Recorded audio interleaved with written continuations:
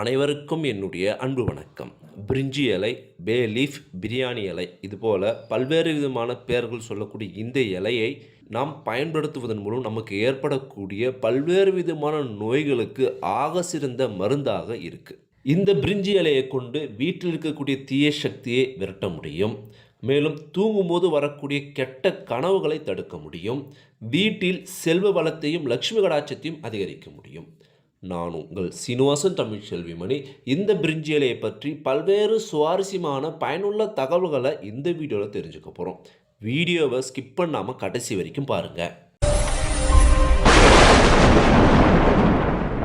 இது வரைக்கும் இந்த சேனல் நீங்கள் சப்ஸ்கிரைப் பண்ணாமல் இருந்தீங்கன்னா உடனே சப்ஸ்கிரைப் பண்ணுங்கள். மேலும் பக்கத்தில் ஒரு பெல் ஐக்கான் இருக்கும், அந்த பெல் ஐக்கானும் ப்ரெஸ் பண்ணுங்கள். நான் கொடுக்குற ஒவ்வொரு வீடியோவும் உங்களுக்கு உடனடியாக நோட்டிஃபிகேஷனாக வந்துடும். அசைவம் சமைக்கும் போதும் சரி அல்லது சைவ உணவு சமைக்கும் போதும் சரி நல்ல ஒரு நறுமணத்துக்காகவும் சுவைக்காகவும் நாம் பயன்படுத்தக்கூடிய இந்த இலை பிரிஞ்சி இலை இது மருத்துவ ரீதியிலும் மிக அற்புதமான பயன்களை நமக்கு அளிக்குது.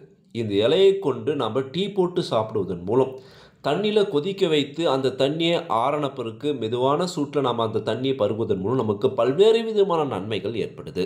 பே லீஃப் பிரிஞ்சி இலைன்னு சொல்லக்கூடிய இந்த இலையில் நார் சத்து ரொம்ப அதிகமாக இருக்குது. அதனால் ஜீரண பிரச்சனை முழுவதுமாக சரியாக்கும். பொதுவாகவே அசைவம் ஒரு சிலருக்கு ஒத்துக்காது, சீக்கிரத்தில் செரிமானம் ஆகாது.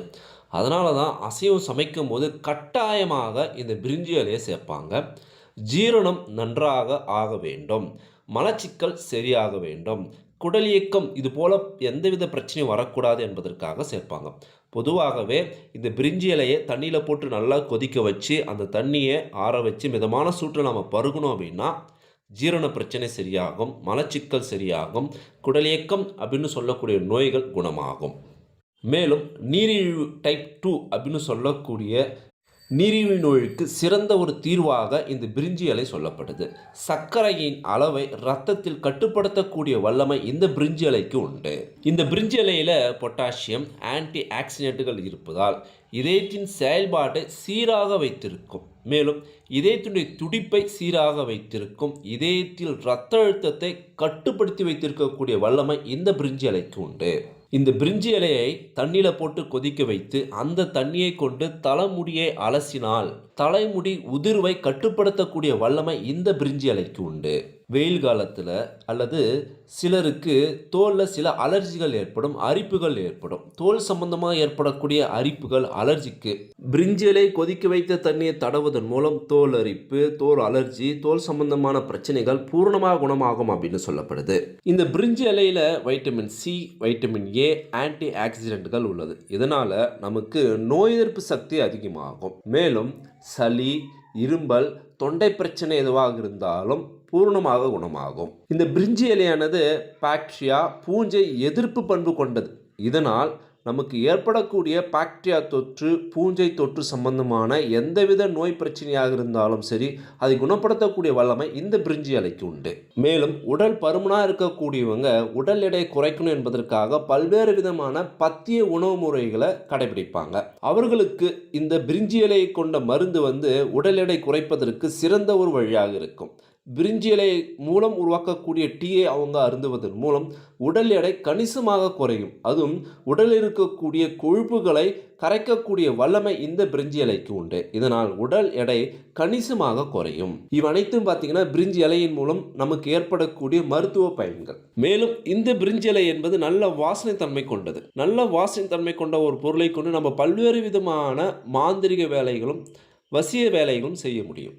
இந்த இலையை கொண்டு பணத்தையும் செல்வத்தையும் ஈர்க்க முடியும் என்பது மக்களுடைய நம்பிக்கை. பொதுவாக கடன் பிரச்சனை அதிகமாக இருக்கக்கூடிய நபர்கள் இந்த பிரிஞ்சி இலையில் தான் வாங்கிய கடனை எழுதி வைத்து வழிபாடு செய்வதன் மூலம் கடன் அடைந்திடும் அப்படின்னு நம்புகிறாங்க. மேலும் தான் வாங்கிய கடன் தொகையை எழுதி பீரோல் வைத்திருந்தால் அந்த கடனை சீக்கிரம் அடைக்க முடியும் என்பதும் மக்களுடைய நம்பிக்கை சார்ந்த ஒரு வழக்கம். வியாபாரம் செய்யக்கூடிய இடங்கள், வீடுகளில் பணம் இருக்கக்கூடிய, நகை இருக்கக்கூடிய இடங்களில் இந்த பிரிஞ்சி இலையில் லக்ஷ்மியினுடைய நாமத்தையோ செல்வத்தை ஈர்க்கக்கூடிய நாமத்தையோ எழுதி பிரார்த்தனை பண்ணிட்டு அந்த செல்வம், நகை, பணம் இருக்கக்கூடிய இடங்களில் வைத்தாலோ, கடைகளில் வியாபாரம் செய்யக்கூடிய இடங்களில் கல்லாப்பெட்டியில் வைத்தாலோ, பணம் மென்மேலும் அதிகரிக்கும், செல்வம் அதிகமாக ஈர்க்கப்படும் என்பது மக்களுடைய நம்பிக்கை.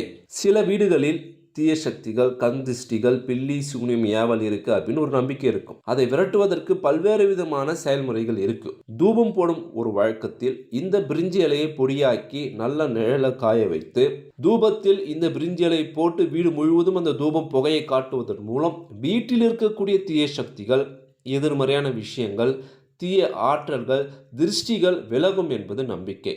மேலும் இந்த தூபத்துடன் பிரிஞ்சி இலை மற்றும் ஏலக்காய், பட்டை இது போல நல்ல நறுமணம் தரக்கூடிய பொருட்களை கொண்டு தூபம் போடுவதன் மூலம் அந்த வீட்டில் இருக்கக்கூடிய தீய சக்திகள், கந்திஷ்டிகள், பில்லி சூனியம் ஏவல் இது போல எதிர்மறையான விஷயங்கள் அனைத்தும் விலகி நல்ல விஷயங்கள், நேர்மறையான ஆற்றல்கள், தெய்வீக சக்தி அதிகரிக்கும் என்பது நம்பிக்கை.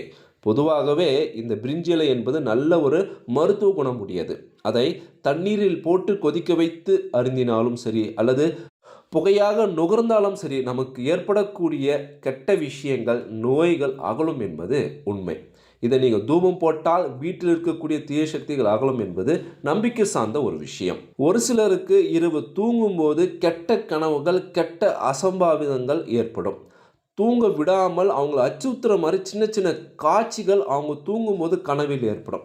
இதுபோல் இருக்கக்கூடிய நபர்கள் இந்த பிரிஞ்சி இலையை அவங்க தலையணையில் வைத்து படுப்பதன் மூலம் அந்த வாசனை இதுபோல் கெட்ட விஷயங்கள் கனவில் வராமல் தடுக்கும், நிம்மதியான ஒரு தூக்கத்தை தரும் என்பதும் நம்பிக்கை. நீங்கள் தூங்கும்போது இது போல் ஒரு அச்சுறுத்துற மாதிரி ஒரு அனுபவம், ஒரு நிகழ்வு, கனவு அடிக்கடி வருது அப்படின்னா நீங்கள் உங்கள் தலையணை அருகில் இந்த பிரிஞ்சி இலையை வைங்க. அதுவும் நல்லா நறுமணம் தரக்கூடிய பிரிஞ்சி இலையை வச்சிங்க அப்படின்னா ஒன்றும் இல்லை, ஒன்றுக்கும் மேற்பட்ட ஒரு 3-5 வச்சு படுத்திங்க அப்படின்னா நல்ல நறுமணம் வரணும். அந்த நறுமணம் உங்கள் கனவில் வரக்கூடிய அந்த கெட்ட நிகழ்வுகளை தடுக்கும் அப்படின்னு சொல்கிறாங்க.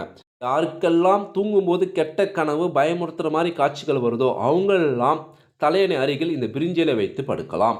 வீடுகளிலும் தொழில் மற்றும் வியாபாரம் செய்யக்கூடிய இடங்களிலும் லக்ஷ்மி கடாட்சம் அதிகரிக்கணும், செல்வ வளம் அதிகரிக்கணும், பணம் அதிகரிக்கணும் அப்படின்னு நினைக்கக்கூடிய நபர்கள் இந்த பிரிஞ்சி இலையை நிழல காய வச்சு நல்லா பொடியாக்கி பன்னீர் அப்படின்னு சொல்லக்கூடிய ரோஸ் வாட்டர் அதில் கலந்து வீடு முழுவதும் தெளிச்சுட்டு வந்தீங்க அப்படின்னா வீட்டில் லக்ஷ்மி கடாட்சமும் செல்வத்தை ஈர்க்கக்கூடிய ஒரு அமைப்பும் ஏற்படும் என்பது நம்பிக்கை.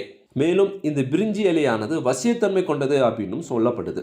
ஏன்னா இதனுடைய நறுமணம் அப்படி. இந்த நறுமணத்தை நாம் நுகரும் போது நல்ல ஒரு உணர்வையும் நல்ல ஒரு ஃபீலிங்கையும் ஏற்படுத்தும். இதனால் நீங்கள் விரும்பக்கூடிய நபரை உங்களை நோக்கி ஈர்க்க, வசியப்படுத்த அவங்களுடைய பேரை இதில் எழுதி ஓம் வசி வசி என்ற மந்திரத்தை உச்சரிப்பதன் மூலம் அவர்களை வசியப்படுத்த முடியும், அவர்களை உங்களை நோக்கி ஈர்க்க முடியும் என்பதும் மக்களுடைய நம்பிக்கை. நான் சொன்ன தகவல் உங்களுக்கு ரொம்பவும் பயனுள்ளதாக இருந்திருக்கும் அப்படின்னு நான் நினைக்கிறேன். இந்த பிரிஞ்சி இலையை பற்றிய பல்வேறு மருத்துவ பயன்களும் இந்த பிரிஞ்சி இலையை பற்றிய பல்வேறு ஆன்மீக தகவல்களும் உங்களுக்கு ரொம்ப உதவியாக இருக்கும் அப்படின்னு நான் நினைக்கிறேன். இந்த வீடியோ பற்றி உங்களுடைய கருத்துக்கள் என்ன அப்படின்னு மறக்காமல் கமெண்ட் பாக்ஸில் கமெண்ட் பண்ணுங்கள். இதுக்கு முன்னாடி இந்த பிரிஞ்சி இலையை நான் சொன்ன விஷயங்களை நீங்கள் பயன்படுத்தியிருந்தீங்க அப்படின்னா அதனுடைய அனுபவங்களையும் நீங்கள் ஷேர் பண்ணுங்கள். மறக்காமல் இந்த வீடியோவை அனைவருக்கும் ஷேர் பண்ணி நம்மளுடைய தமிழ் டெக்னாலஜி சேனலை சப்ஸ்கிரைப் பண்ணுங்கள், லைக் பண்ணுங்கள். மீண்டும் அடுத்த ஒரு சுவாரஸ்யமான வீடியோவில் சந்திப்போம். தேங்க்யூ ஃபார் வாட்சிங்.